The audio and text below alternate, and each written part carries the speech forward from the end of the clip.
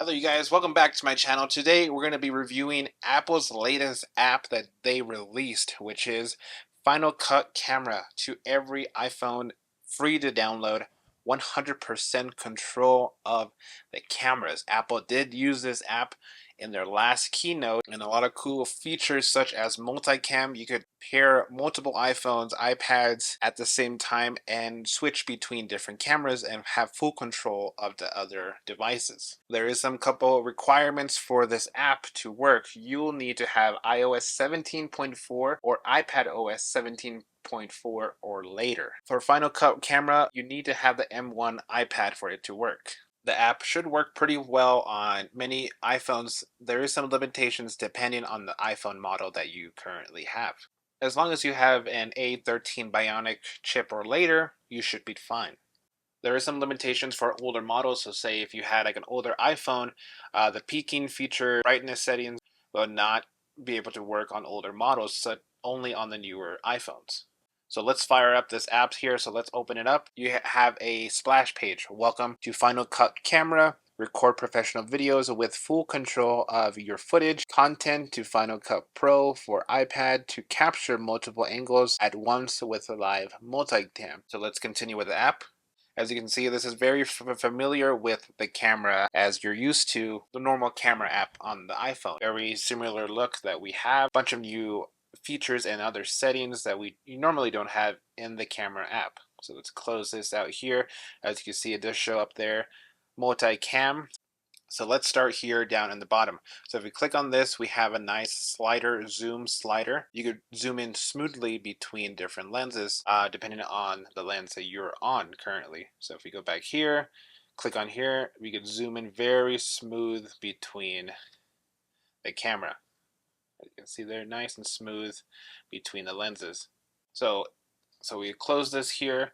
Here on the right side, bottom right side, you'll see that we have more menu options. So if we click on here, now you have manual control white balance. So you could fix the Kelvin, see how cool it is, how warm you want it. So you can manually change that inside this app. So if we click on here on fixed, you have so many different options as automatic, daylight, shadow, cloudy, tungsten, fluorescent, flash. So you could easily change between the different Kelvin, different options that you have here, or automatically will automatically change the brightness depending on what you're shooting at. So if we go back to our menu here, you also have exposure control. So you could expose how bright, or we could just click back here and automatically adjust it for us. You also have full shutter speed control, so we could change the shutter speed on how it looks here.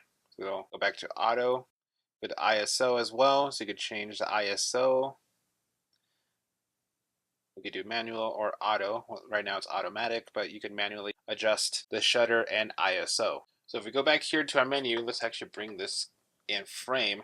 So if we go back here, you have autofocus now, or you can manually adjust and pull focus from the iPad as well. You could adjust and pull focus from the iPhone or from the iPad app, whichever you prefer, easy, or you could just go back to auto, but automatically focus on depending on what you have in frame. And I prefer just manually focus and follow the object or subject in your view. So if we go back to our menu again, we could now lock the orientation of the phone. So if we do it there, it'll lock into this orientation and it'll keep it there. So that's how I prefer to record things.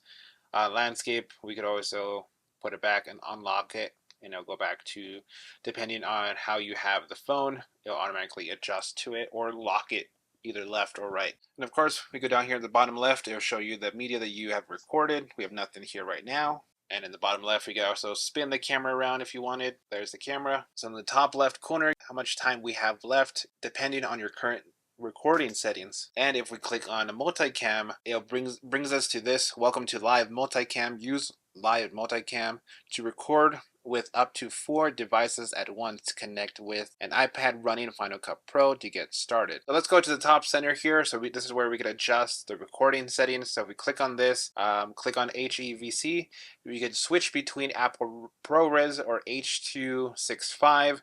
We close that here. You could click on HDR. We could do standard Rec 709 or HDR. We close back out. We could adjust and change the resolution of recording 4K, 1080p, 720p. And if we go here to frames, we have 24, 25, 30, or 60 frames per second.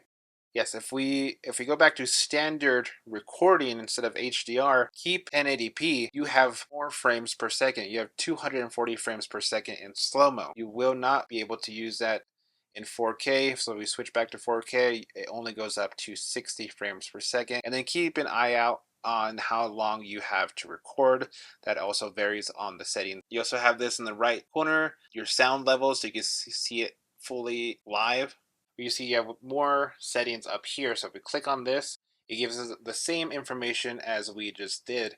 But now you could turn on stabilization, mirror front camera. If you go here to tools, you could turn on grid overlay. So if we click on this, if we exit out here real quick, it shows you a 3x3 grid, so you could adjust and frame your video right. If we go back here, turn that off for now. You could adjust your aspect ratio. We hit square. So if we hit square, so if you can see this very thin square line, that's where it's going to be recording only in that square. So if we go back here, do 4x3, and adjust the square only in that area. So if we go back here, turn it off, now you have the full screen to record. Down here in the option, we have overexposed indicator. So if we turn that on, everything in red that you see there, that it's overexposed.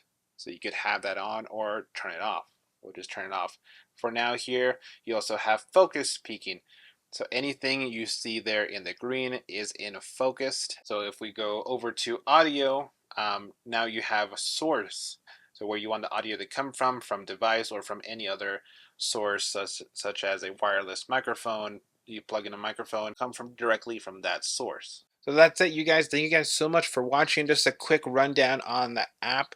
Like I said, it's an amazing app. It's free to download. Full control of all 3 cameras, manual adjustments to ISO, shutter speed, exposure, focus peaking as well. So it's an absolutely amazing app. Go download it now if you haven't yet already. And thank you guys so much for watching, and I'll see you guys in the next video. Peace.